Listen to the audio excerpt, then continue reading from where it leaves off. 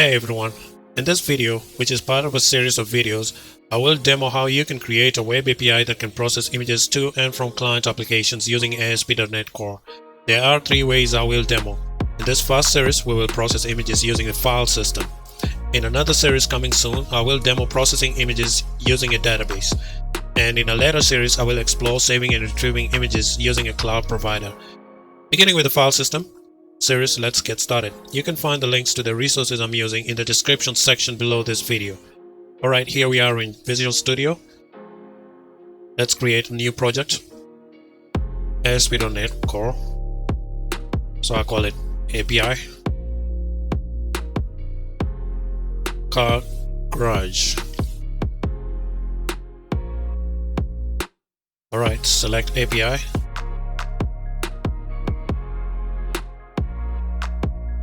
Next, let's add Nuget Packages, Microsoft Entity Framework call SqlServer,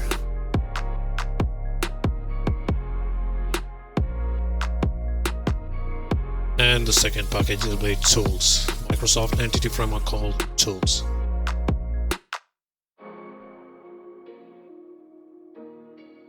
Alright, that's it. Let's open the Properties folder. Under the debug section, let's uncheck launching a browser since we'll be using Postman, and save that, and let's run the application and copy the URL down here at the bottom.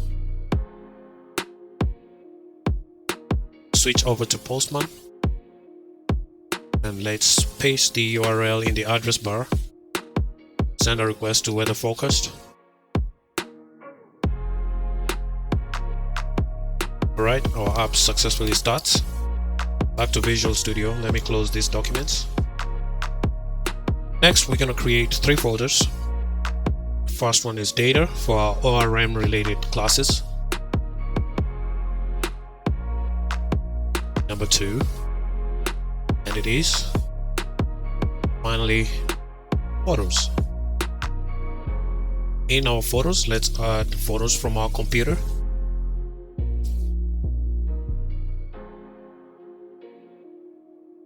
Great, that's done. Next up, let's create car entity. And we're gonna add 4 properties to it.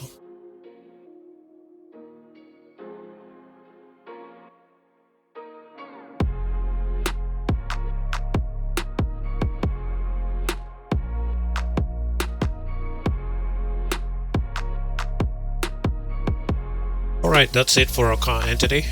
Let's add our database context class. Let's call it CarDB.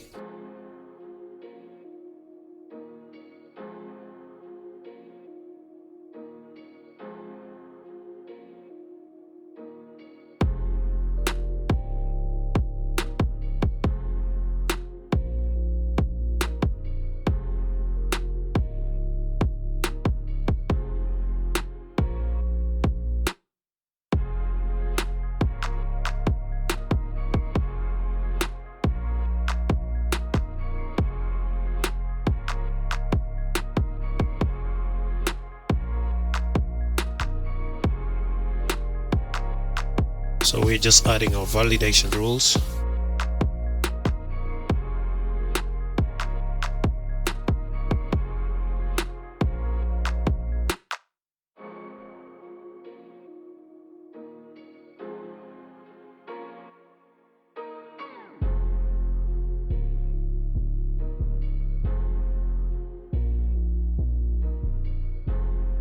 Alright, that's it for our car context. DB context. And next up, let's create our DB initializer class. And we make this class static.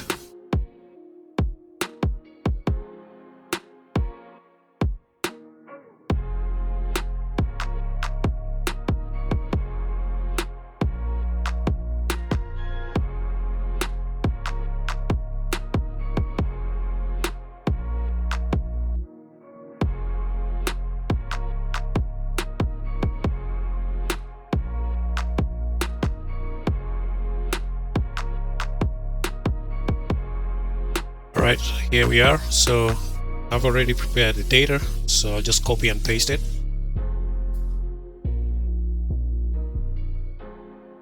And this is what we'll use to populate our database once the app's dead. Okay, that's looking good so far. Next, let's add connection string. Once again, I'll just copy and paste it to save us some time. Here we go. Connection strings, default connection. That says change me over there. So what we'll do, we'll just name it the same name as our solution.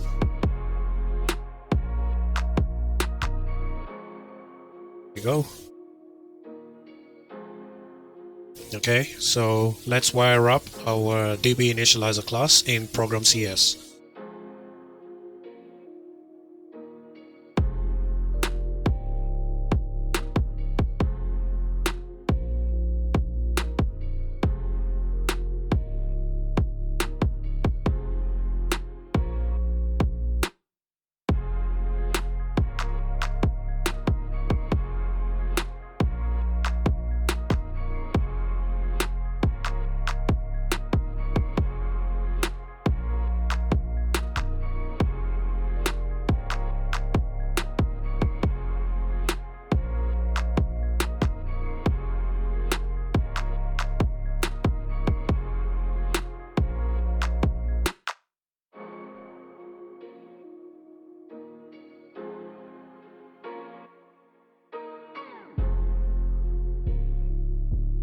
So that's it for our program startup program class, and that's where we incorporate the DB initializer class.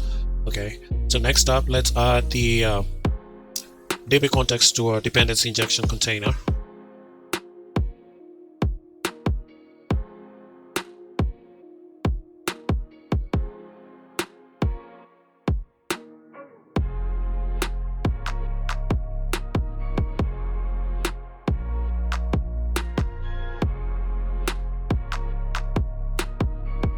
Okay, that's it. Right, now we are ready to apply migrations. So we come down here to Package Manager console. We say add migrations initial output directory data migrations.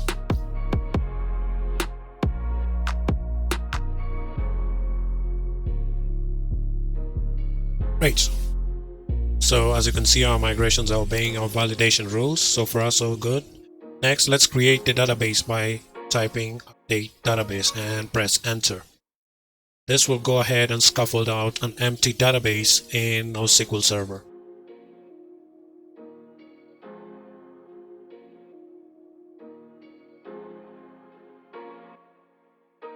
This can take a while depending on how large your database is.